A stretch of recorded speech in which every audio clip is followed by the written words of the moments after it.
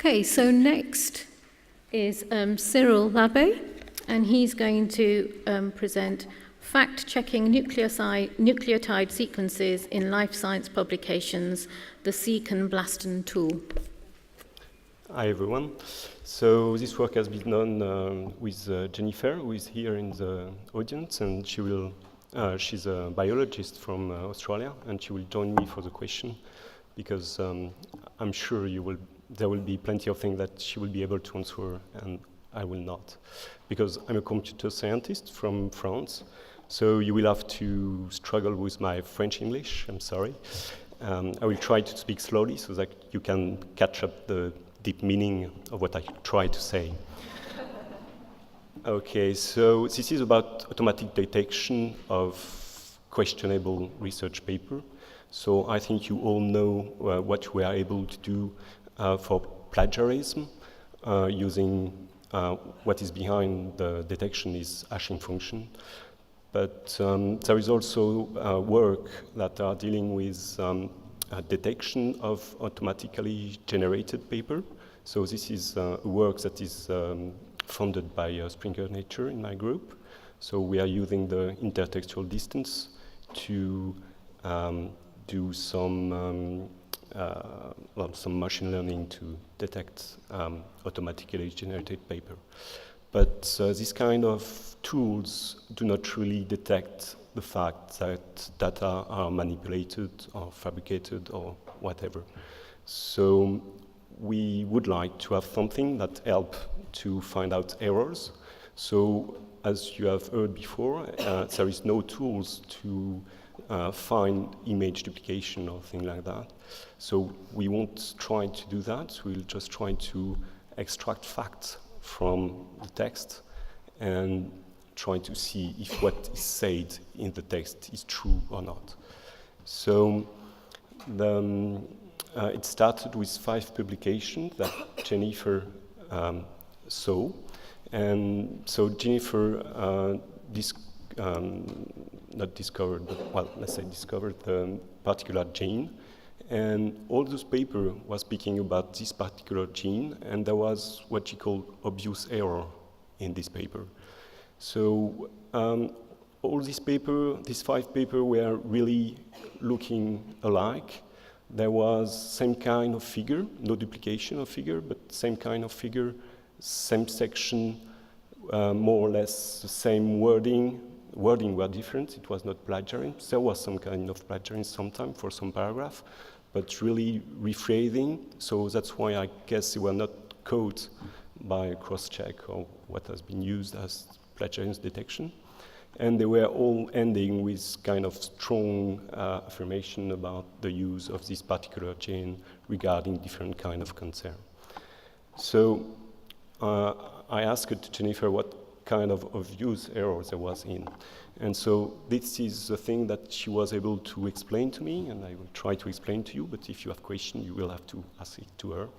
So, for example, here there is sentences and gene and DNA sequence that are used as targeting sequence, the green one, and you can check that this particular sequence is really targeting this particular gene using a Blastn, which is a software that is done by NCBI. Well, it's a very famous software that can be used to check that a particular sequence has homology with the human genome. So it goes, what does this software? It goes through the human genome and check the homology of a particular sequence. And so you are able to check that this green sequence targets a human gene that is said to be targeted in the text. But for the red one is said in the text that it does not target, it does not have any homology with the mammalian genome. But if you do the Blastn search, you will find out that there is a really strong homology with the human gene. So here, there is something, a fact, that is said in the text that is completely wrong. And this is this kind of check that we will try to automate as much as possible to help people like Jennifer to find this kind of problem. So how does this tool, Seek and Blast, works?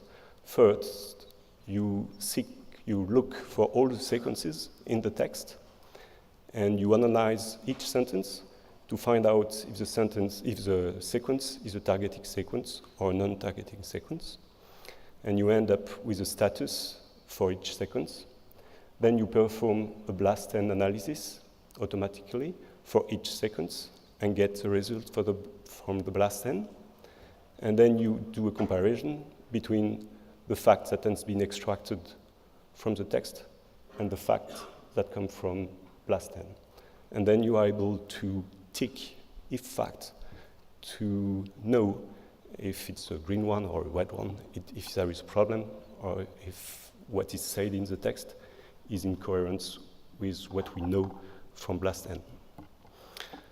So we have used two different corpora to assess this method.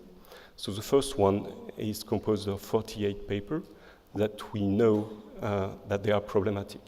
We know that there is plenty of redundancy between them. They are all dealing with a knockdown problem, knockdown studies. And we know that there is a certain amount of them that are not using properly DNA sequence. And there is a corpus of onion paper in which there is plenty of papers that has been retrieved using the PubMed similar function. So you just click on a paper and you get papers that are similar to the paper you clicked. This corpus is mostly composed of open access paper because you cannot scroll fee-based database. So whatever are the results, you cannot interpret them between open access and fee-based access. So I would just jump over this slide. It's about, there's been some change here. Okay. So what does Seek and Blast is an automatic extraction from the nucleotide sequence using techniques that are named entity recognition. Okay, so that's computer science techniques based on rules and thesaurus. Then you perform the Blastn check, and also the status of the sequence is extracted using a finite state machine and some different kind of thing, and then the Blastn analysis. And the results are, so we were able to extract sequence for the 48 paper in the corpus, in the problematic corpus. And only 73% of the paper in the corpus, in the unknown corpus, were containing DNA sequence in them.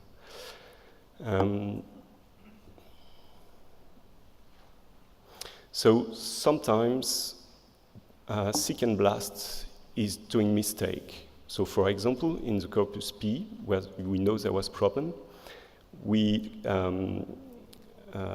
didn't identify correctly the target, if the sequence was targeting or non-targeting, for 19 sequence out of 1,300 and more. Okay, so you have to know that this tool is doing mistake, and so there is a manual screen that is needed after, just to check that what Blastn is, Seek and Blastn is telling is true.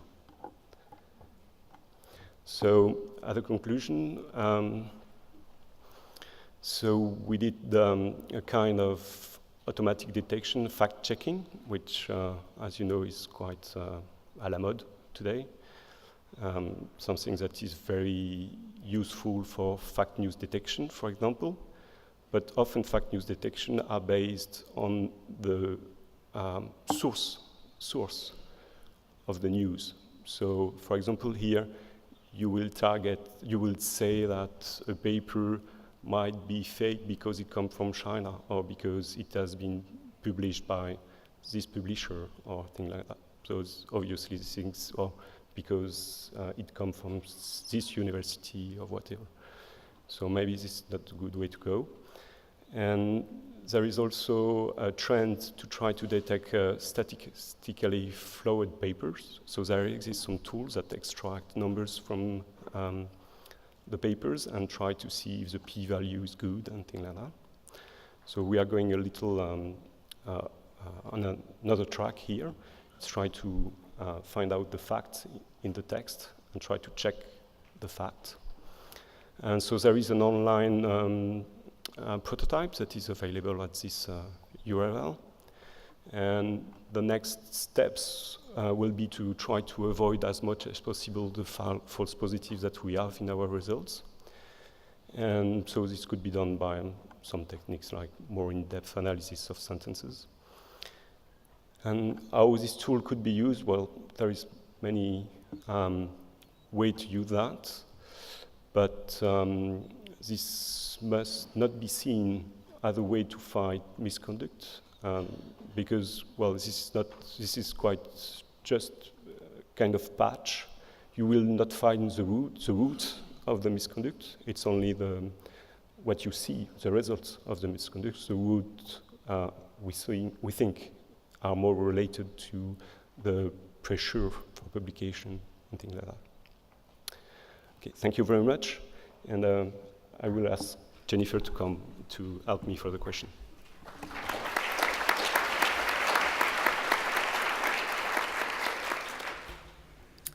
Thank you. Are there any questions from the floor?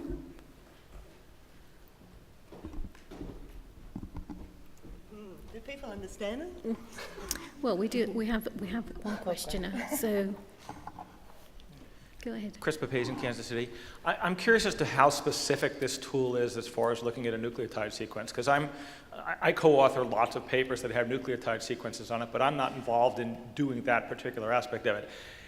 And I suspect if we have 18 authors on a paper, probably only one or two actually know the sequence, and nobody, and it's, it's mind-boggling to put that stuff in place and not screw it up. So how do you distinguish between somebody who just blew it versus something that is actually fabrication? Yeah, I think that's a great question. So, I guess I came to this field because I write these kinds of papers, and I'm very aware of how difficult it is to control the facts when you are dealing with nucleotide sequences. So in terms of the analysis, I think Cyril presented about the two corpora. So one is this corpus that we have published in the journal Scientometrics, and these papers are very uniform in terms of their structure, what they're purporting to do, and the kinds of errors that we identify within them. But in the corpus U, which is in the larger corpus that we're still analysing, what I have found in that corpus is that there are different kinds of errors.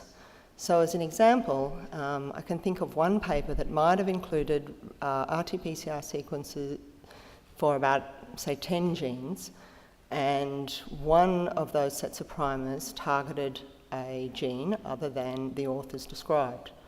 So the way that I interpret that as a working scientist is I think that's possibly just sloppiness, particularly as the gene that was targeted by the sequences is related to the one that was written in the paper. It's not the same gene, but it's of the same family. The kinds of errors that we are more concerned about are the really very blatant errors where, for example, a non-targeting control, a sequence that's stated to be a non-targeting control that should not target any gene, very simply, it's very simple to demonstrate that that does in fact target a gene. So that kind of error, I think, is more fundamental and more difficult to be explained by sheer sloppiness. But I agree that, I guess as a scientist, whenever we read papers, and if there are sequences that are particularly relevant to the conclusions of those papers, we will blast them very routinely. So I do this kind of thing all the time. But I'm not sure that everybody in the community will be using those same practices. Just would add the fact that even if it's just sloppiness, there might be a correction to publish, because there was an error somewhere. So even if a retraction is not needed, just a correction will be needed. Are there any more questions?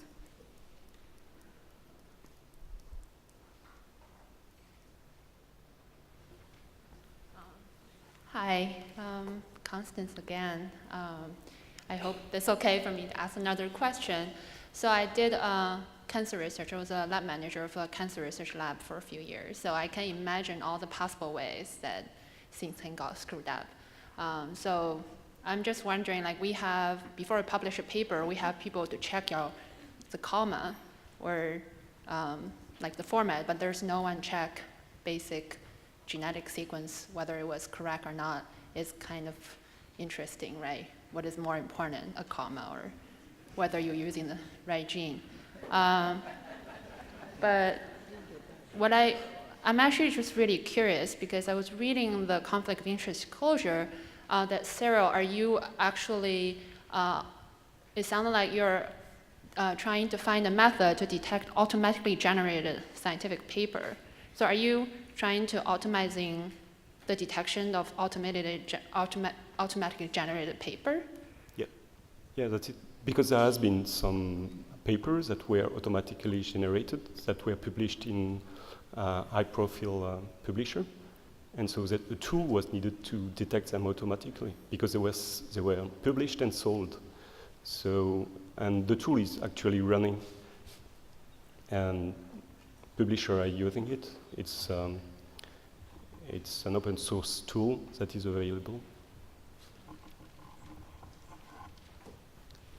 Hi, I'm Melissa Vaught from contractor at NCBI in Maryland.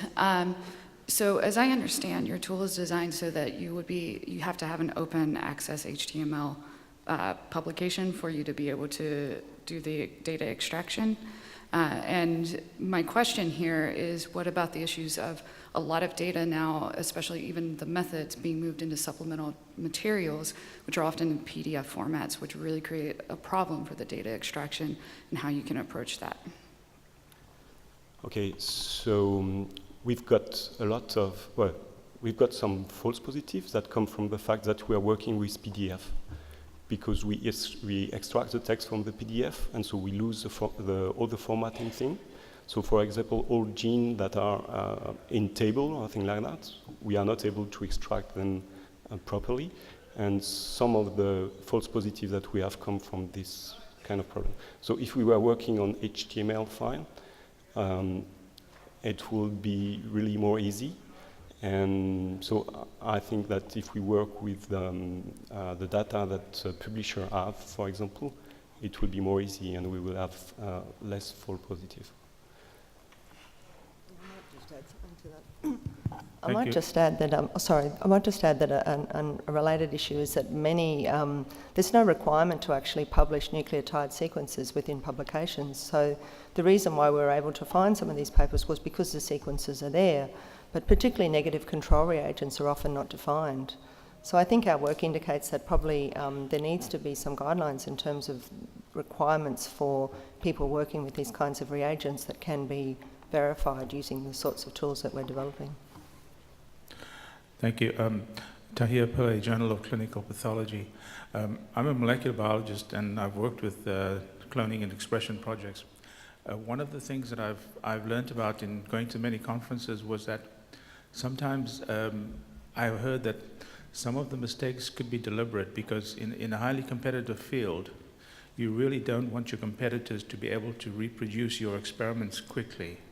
And I'm not sure if that's really part of the problem. You know, that's something that I hadn't considered, but I think it's a bit analogous to my grandmother, who apparently every time someone asked her for a recipe, she would never give you the full thing, so I think it's possible, but I think the stuff that we're studying is probably not that deliberate, but I agree that could be an issue. Okay. Thank you. We need to move on now, so thank you, Cyril.